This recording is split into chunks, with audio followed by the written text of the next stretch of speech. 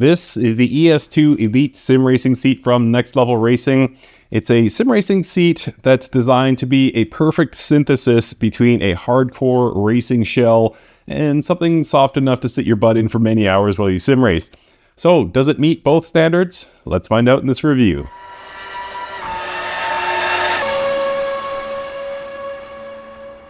Alright, so as mentioned, this is the Next Level Racing ES2 Elite Sim Racing seat, and it's a new product to market, retailing for $500 or 449 euro. And I will let you know that Next Level Racing did send me this for review free of charge, but no money changed hands, and the words and opinions are of course my own.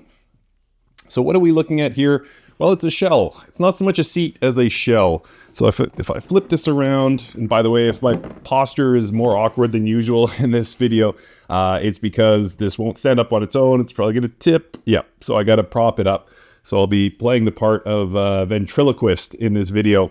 But yeah, you can see the carbon dipped fiberglass here. Really a good look.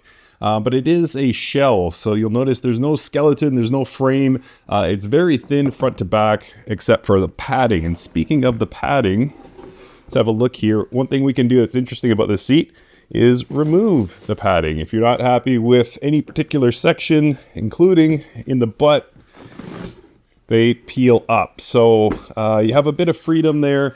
If you want to switch cushions around or remove cushions, you have the ability to do so. But underneath it all, again, it's a shell. So I'm used to getting seats. I've used a lot of Next Level Racing seats in the past, and they've been great.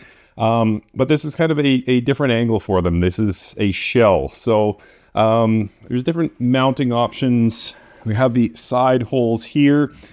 So if you have like a side mount bracket kit for your Next Level Racing chassis, you can do that. Or on the bottom there, I can't see it, but hopefully there's not too many scratches. I did get it mounted on my rig before this. There's different mounting options, and should be able to fit most rigs, just not just Next Level Racing rigs, but you can check the online specs to see the distance for those holes, between those holes I should say, and the size of hole to know if it'll fit your cockpit. It is FIA licensed, which is interesting. I have one other FIA licensed seat from Next Level Racing. Is it a showstopper for me? No, but it is interesting that they did submit this to the FIA for review and got the FIA stamp. As you can tell, it is a GT style seating position. So if you're looking for something more laid back, I mean, your rig itself will have to tilt. Or if you like a more reclined position, there's no ability to recline this. They do offer many reclining seats, this not among them. So yeah, it is a fixed seating position for this ES2. And also you hopefully can see it in the video there. You see some bolts here, you see bolts there, and there's the same bolts on this side. The reason for that is this ships as two pieces. So yeah, you take it out of the box, you mount this on, and then you fire 6 bolts in it to get it to stay. And another thing about this ES2, it's meant for larger people. For those of you who met me at the Sim Gaming Expo last month, the most common comment I got was, "Wow, you're really big."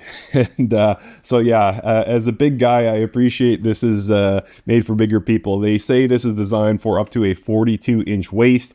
I'm not that big. I don't have a 42-inch waist. I'm a few sizes under that, but just the same, I will be testing it as kind of a guy on the bigger end of the spectrum. And yeah, it's good to know that this is meant for bigger people if need be. There is suede here that feels really nice, and that carries on through the pads, of course, and then this polyurethane leather trim as well throughout the majority of it. Next Level Racing logo there. We flip this to the side. Next Level Racing here, and the inverted on the other side, and then one more logo at the back. So I think it's a really, really nice looking seat. Again, the leather and the suede and the carbon dipped fiberglass shell, it all comes together really nice. I think this is a great looking seat. But of course, seats are not meant to be looked at, they're meant to be sat in. So I'm gonna get this mounted on my rig and we'll take it for a drive, and then we'll come back to the table after a little while. I'll share my good, neutral, and bad. All right, So here we are in Assetto Corsa, and just going to try out, whoa, this ES2. So first impressions, and I haven't driven with it a lot, are that the comfort and fit is outstanding. This fits into, this fits up to a 42-inch waist. I'm quite a bit under that myself, but still a big guy. But this does fit me really nicely. I love how this kind of fits snug. It feels really good. And then the other thing I notice is it twists, which I find interesting. So it's not as if it's weak. Like, I mean, when I'm pushing my brake pedal as hard as I want, I'm not getting, you know, any movement in the seat or anything like that that would keep me from braking as hard as I want to. But just the same, hello again, dog. Just the same, it is interesting to feel my shoulders kind of shift. I only feel it at slight times, like when I'm doing certain corners around here at Castle Combe. I kind of feel a bit of movement in the shoulders, and I could understand totally how that might be off-putting to some people. So it's an interesting design choice by Next Level Racing to have it that flexible. Whoa, I'm used to a very rigid seat. I come from using many Next Level Racing seats over the past couple of years.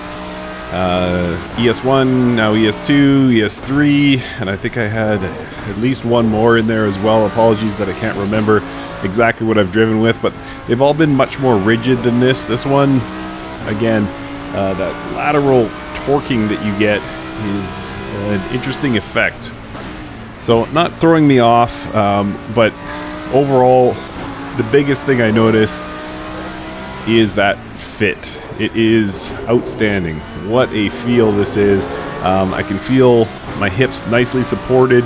Under my butt, there's a nice little pad there that's kind of lifting it and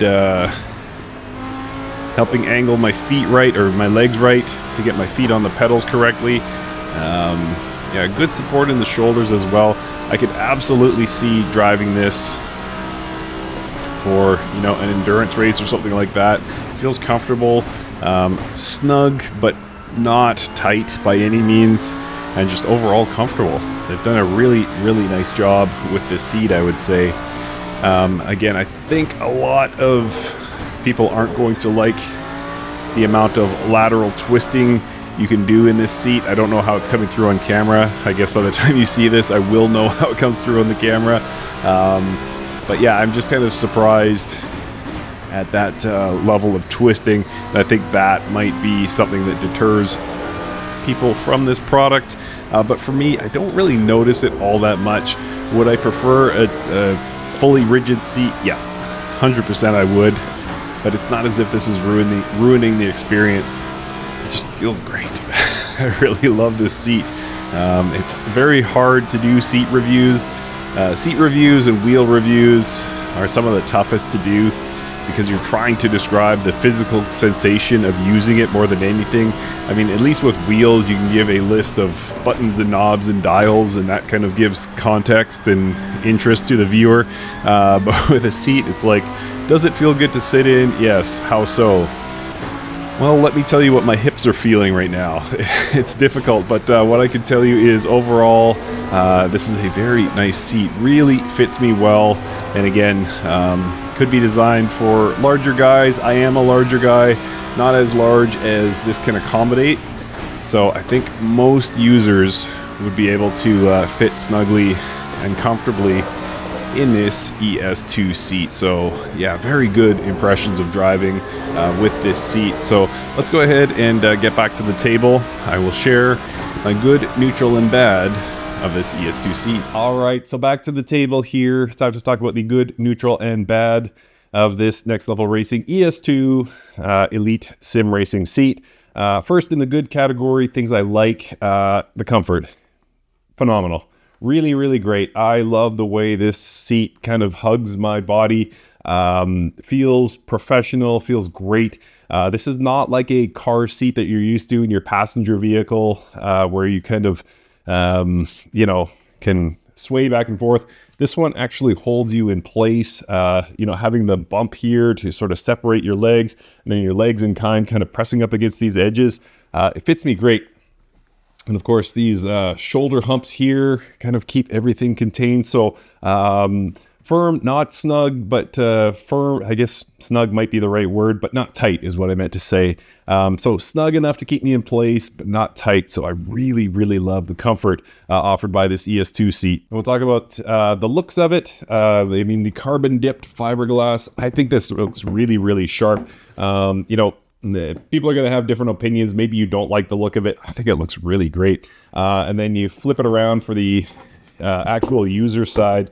And the combination of suede and the polyurethane leather, I think it's good. It's a really nice looking seat, to be honest.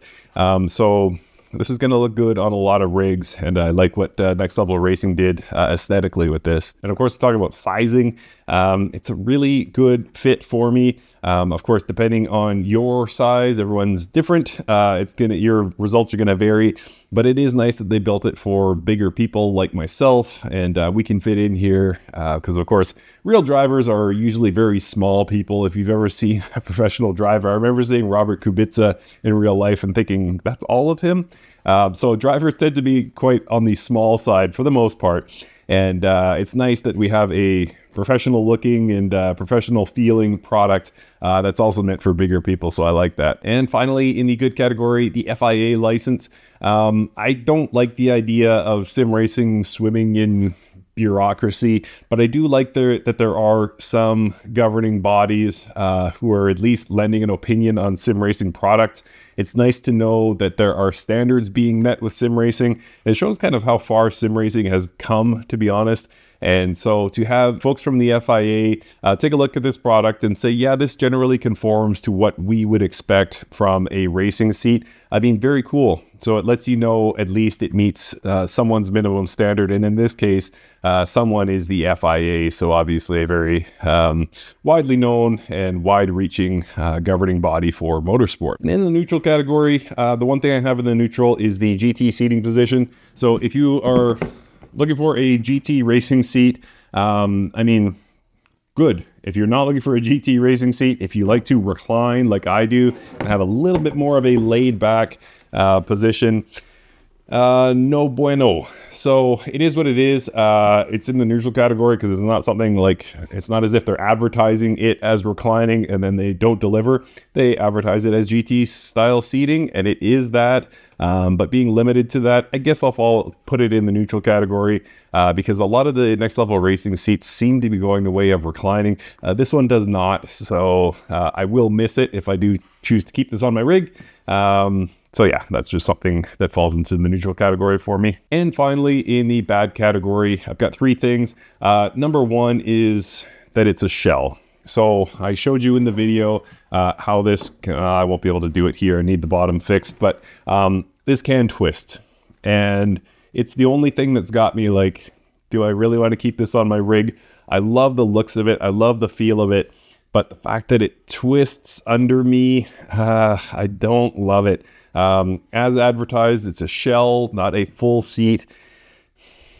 So I don't know. I'm kind of on the fence. I put it in the bad category. The parts that matter most, i.e. the hips and sort of the ability to move front to back, is very rigid. I didn't have any issues stomping on the brake. It's not as if the whole thing was flexing. But certainly when I go into corners and my shoulders rotate, I can feel the seat rotating with me. And I don't love it, if I'm honest. So the jury's still out for me on whether or not I'll keep this on my rig. And that's the biggest deciding factor, to be honest, is how this feels with it twisting under my weight. And secondly, in the bad category, the price. Yeah. So yes, there's suede on it. Yes, there's polyurethane leather. Yes, it's got nice, comfortable, removable pads and a carbon dip fiberglass shell. But at $500, I think even within the Next Level Racing ecosystem, there are better deals to be had. This is a very specific product. It does one thing very well, and that is being a GT style shell. And if you're looking for a GT style shell, I don't think you're going to be able to beat this. But at $500, I would expect a bit more versatility. Typically, sim racers don't do one thing. I mean, some do, but a lot jump back and forth and might equally drive a Mazda Miata as they would a Mercedes F1 car. So having more options, more flexibility in a seat that costs significantly less, again, from Next Level Racing or otherwise, with a reclining seat and the ability to change your position and a more firm position, more firm backing with the seat, probably is going to appeal to a lot of people. So just at $500, it's hard to make a case for this is the one unless you're looking for exactly this product. So I think probably at $500, it's asking a bit much for a product with so little versatility. And finally, the two-piece assembly. Again, this did ship as two pieces. Putting it together was okay, not great. And then hopefully you can see these seams here. These seams are supposed to overlap. It's probably user error. I couldn't get them to line up perfectly. Like you can see, it's kind of peeling up. That's a Velcro piece. So anyway, the two-piece assembly kind of, again, it's supposed to be this professional grade shell, but then the two-piece assembly and the seams, I can't get them to line up, though I tried. So it just kind of betrays the sort of professional feel of this. So yeah, unfortunately, a two-piece assembly, and I get it, it introduces all kinds of logistical issues if you have to ship it as one big unit, but just the same. Yeah, I got to put it in the bad category. I don't love the fact that this shipped in two pieces. All right, so wrapping things up here, final thoughts on this ES2 Elite racing seat from Next Level Racing.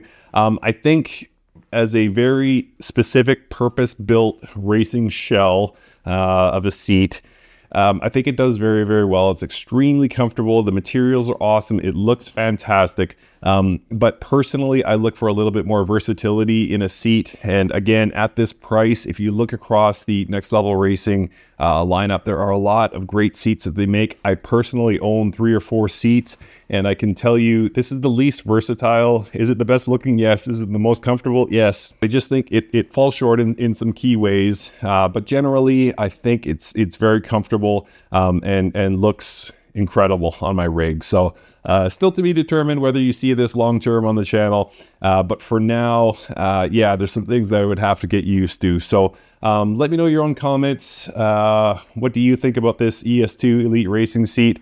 I think it's pretty cool overall with some shortcomings. So be it. Let me know in the comments. Thanks for watching.